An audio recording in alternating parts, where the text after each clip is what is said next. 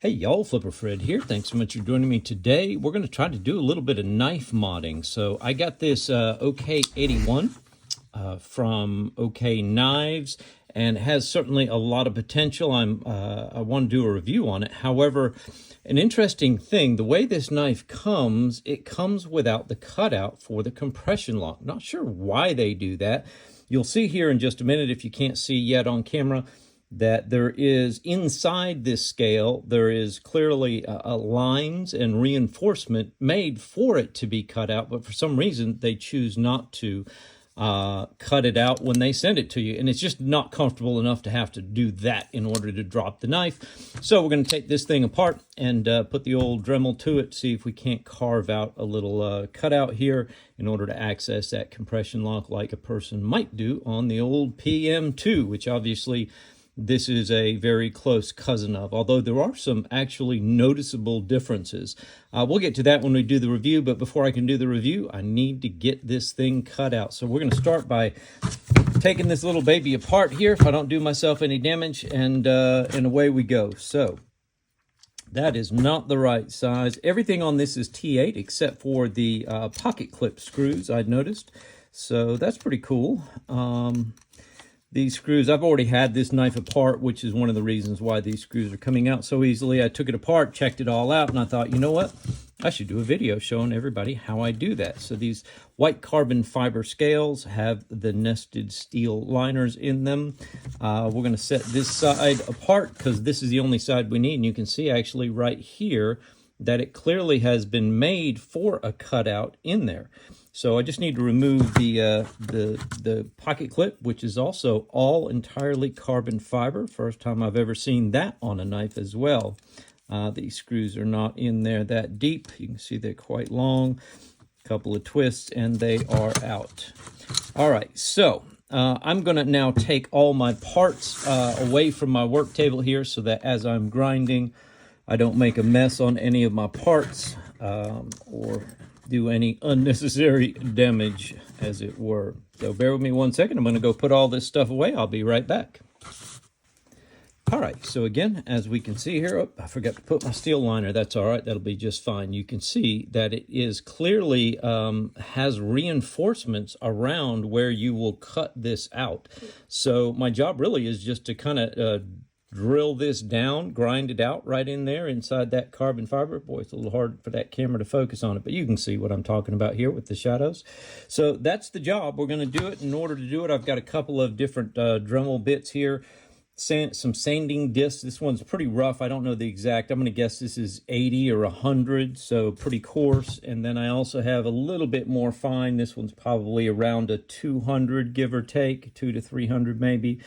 So I'm going to do that. I'm going to use the coarse bit to try to get the most of the material out first, and then I'll use the fine bit. What I'm realizing here as I'm doing this is that these wheels may be a little bit big, so I do have a couple of diamond-coated bits as well that I may use for some final touch-up if I'm going to see how those work. I honestly have no idea how well any of this is going to work. You know, being a true man like the rest of us, would just dive right in and say, I can fix that. And I probably could have watched some videos online to figure it out first, but no, we don't ask for directions. We just dive in with the Dremel.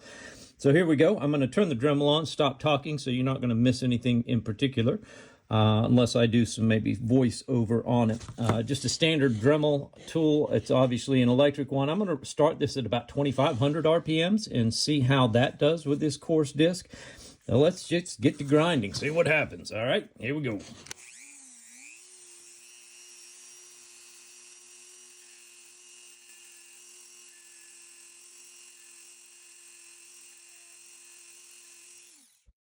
All right, so that was not long at all. I mean, we're talking about, I do have a wet rag here and a bowl of water sitting over at the side. So I can kind of keep this thing clean and wipe down a little bit. Squeeze some water out. What we have now arrived at is this thing cut away very easily. No problems at all. However, what I have now discovered is that that bit for sure is going to be too big to get into the grooves the way I need to get in there on it. Let me see if I can get that to focus better. So I'm definitely going to have to go down to a much finer bit. I'm going to switch out for one of my diamond coated bits because that's the thinnest I have. I do have a little pack here that we use for some rock cutting that we do sometimes. And so I may have to actually get down into one of these tinier ones just to get the rest of this cut out within that little boundary there. So let me switch out my Dremel and we'll come back and see where we end up next.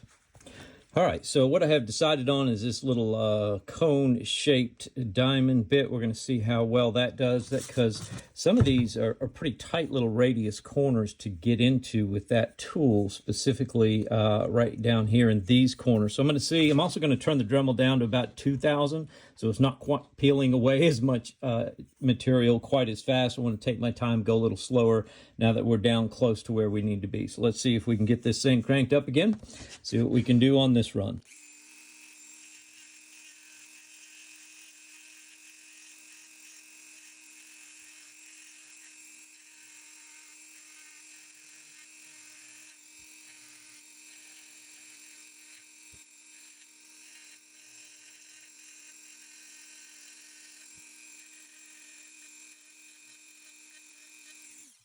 All right, so let's wipe this down a little bit again here, see where we're at. That cone-shaped Dremel bit is definitely the ticket for a little bit of accuracy. Got to see how it looks like on both the inside and the outside. So not terribly even. I'm definitely going to slow it down now. And I've got just little bits of material still. I wanted to get it flush with the, if you remember, it has these lips already built into the carbon fiber. It's easier to see that way. So I basically have achieved that. Now it's just a matter of really some fine tuning, cleaning it up, smoothing it out, sanding it down. It's interesting and worth noting that it's not a symmetrical opening, and I guess that's the way it was designed to be. You can see it's much deeper here than it is here. So I'm just, again, following along with the contours of what the scale structure already provided. So I'm going to keep the same bit because that gives me the precision that I need for it, and really turn it down to maybe 10,000 RPM. So I'm just doing a little bit of kind of sanding and cleanup work. I may even come in probably with some regular sandpaper in a minute, but just a little bit more cleanup work. Turn the old Dremel down now to about 10. And let's see what we can do, get it a little more cleaned up.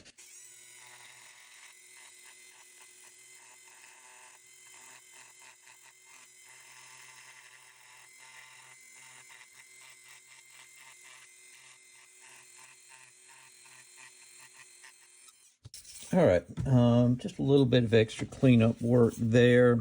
I'm going to try to, take it slow at this point in time just to make sure we get it dialed in where we want it. Tough call. So I'm going to say we are just about done. I have pretty much matched that hole. I can see I got a little bit more material in here that I probably could cut away just to perfectly line up, but it doesn't need to perfectly line up with the interior hole for any reason. You just need to have enough to be able to access that bar. So at this point now, it's about making it look pretty. So I think what I'm going to do now is maybe grab a little bit of regular sandpaper, just some little strips of some decent sandpaper, and try to maybe hand sand it a little bit. So let me grab some of that. I'll be right back. We'll try some more. All right, here we go. I have cut myself a little piece of some 220, relatively fine sandpaper.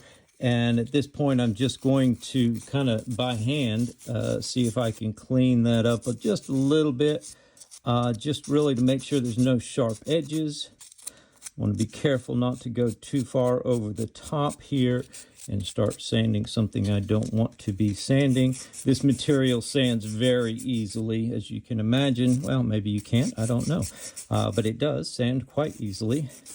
You can see as I'm sanding there, you can see this little line between the material I cut away. I cut away just a hair, just to where that inside, I guess, reinforcement lip is sitting.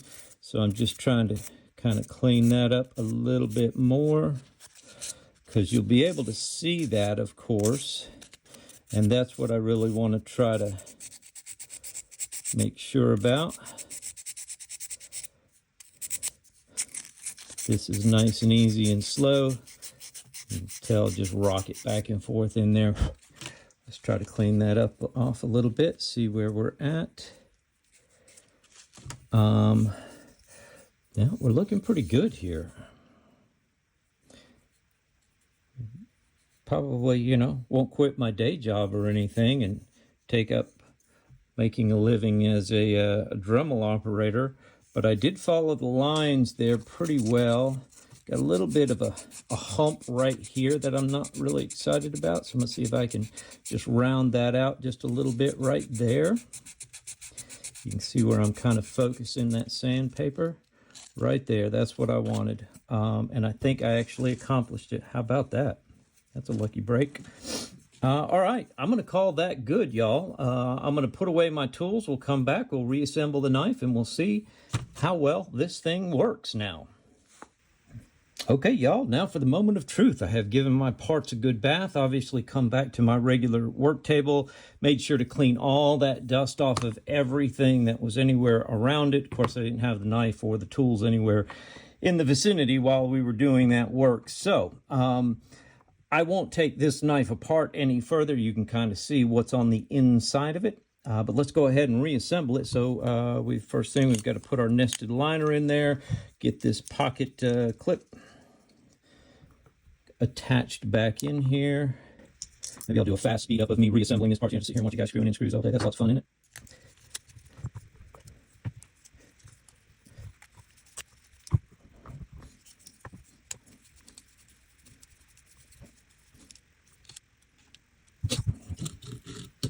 Okay, I will say one thing on the clip here. Whenever you are putting your screws back in the clip, just be careful about putting them in too tight.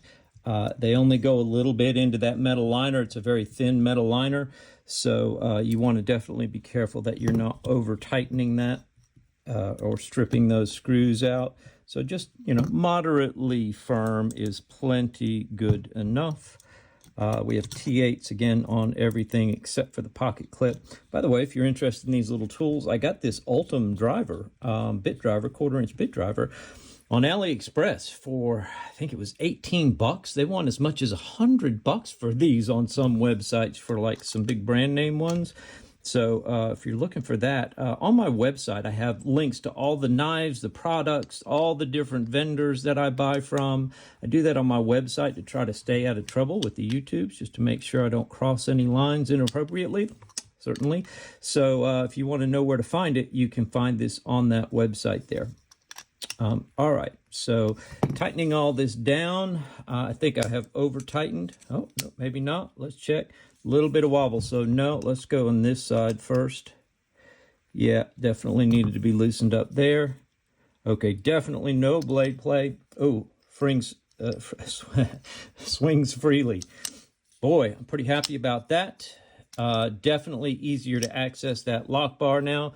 You can see that cutout works great. You almost catch a little bit of that blade tang coming back up there, but it stops just short of really hitting you in the finger. I'll do a full-blown review on this knife separately now that I have kind of gotten it to where I wanted it. I'll probably put a little bit of Wicked Wax or something in there. I'm not real happy about the fact that that is so white, but I think with a little bit of some Wicked Wax in there, that'll clean that up, and it will stay the same color as you see on the rest of the scales here. But anyhow, you can also see that the compression lock itself is done a little bit differently. They've got this carve out in it. It's almost designed to fit the shape of your finger. But man, that is exactly what this knife needed. So look forward to the full-blown review coming up soon. Hopefully that is helpful to y'all if y'all ever want to buy one of these. For some reason, the OK branded knives do this on a lot of their knives. Not all of them, but they do it on a lot of them. I'm not sure exactly why, but there you go. If you need to cut it out, there's a great plan to follow to make it all happen nice and easily, and came out great. I'm very happy with the way that looks, and definitely happy with the way it functions. So thanks very much. I appreciate y'all. As always, if you would, go down below here, hit that subscribe notification bell, help your buddy out. Throw me a thumbs up if I did okay, thumbs down. Let me know what I did wrong. Otherwise, we'll see you guys on the next video. Thanks. Take care.